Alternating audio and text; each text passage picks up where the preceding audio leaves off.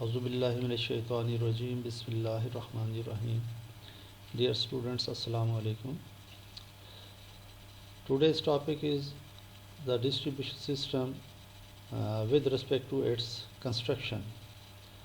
As you know, that distribution system can also be classified in terms of its construction, whether the system is overhead or it's an underground distribution system. Both have some advantages and disadvantages, so we will discuss these factors one by one.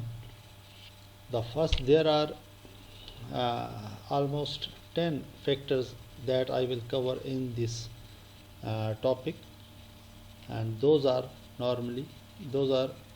public safety, initial cost, flexibility, faults, appearance of the system, fault location and repairing, current carrying capacity, and the voltage drop in overhead and underground systems, their useful lives, maintenance cost, and interference with the communication circuits. The first one is the public safety. The underground system is more safe than the overhead system because all distribution wiring is placed underground and there are little chances of any hazard. Initial cost. The underground system is most expensive due to the high cost of trenching, conduit, cable laying, manholes, and other special equipment. The initial cost of the underground system is almost 5 to 10 times than that of the overhead system. Third one is flexibility. The overhead system is much more flexible than the underground system. In underground system, manholes, duct lines, etc. are permanently placed once installed, and the load expansion can only be met with laying new cables, lines, etc. However, in overhead system, the poles, wires, transformer, etc. can easily be shifted to meet the changes in the load condition. The fourth one is regarding faults. The underground system is less vulnerable to faults as compared to the overhead system because the overhead system is open and it is vulnerable to faults due to birds, rainy season, and other external factors which come across time to time.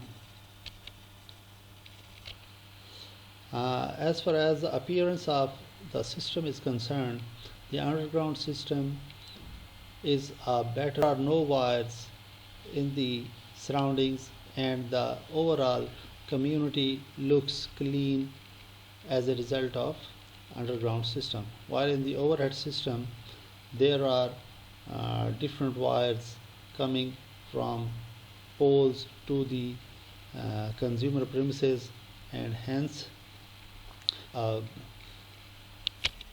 bad one. The sixth factor is with respect to fault location and repairs of the system. In underground system, although there are little chances to have a fault, but if a fault comes in the underground system, then it is difficult and laborsome to locate and repair the fault as compared to the overhead system. In the overhead system, all the lines and apparatus are quite visible, so faults are easily detected and located, and hence repair is made easy as compared to the underground system. Seventh one is the current carrying capacity of the system.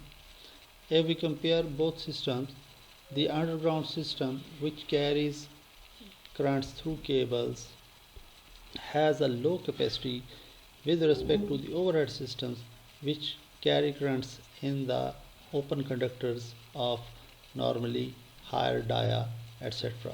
The overhead system or overhead distribution system has a greater current carrying capacity, and it can be easily upgraded with the replacement of just conductors.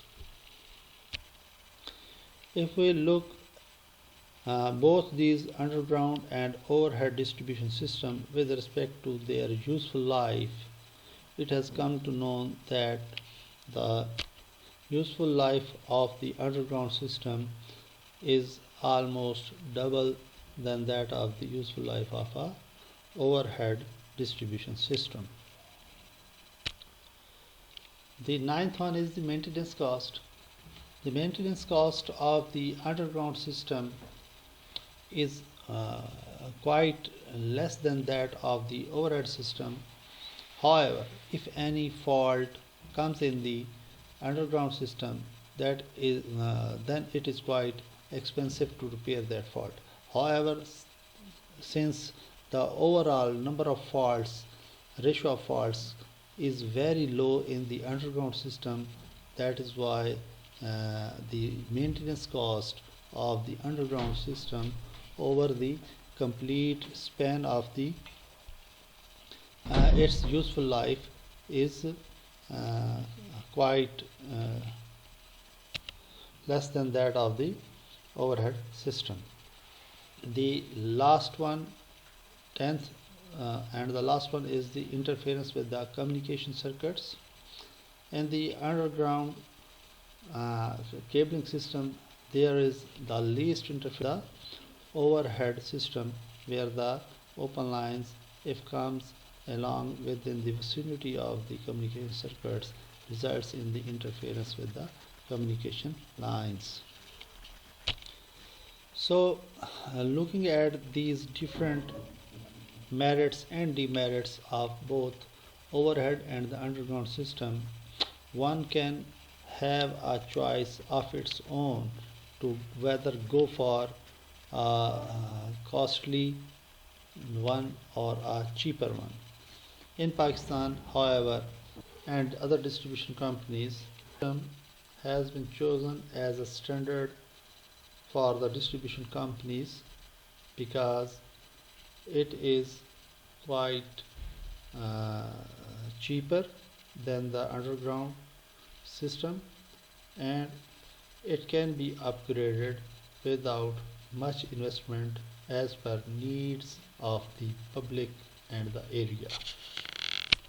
I think up to now you will have got a better idea of the comparison between the overhead and the underground system.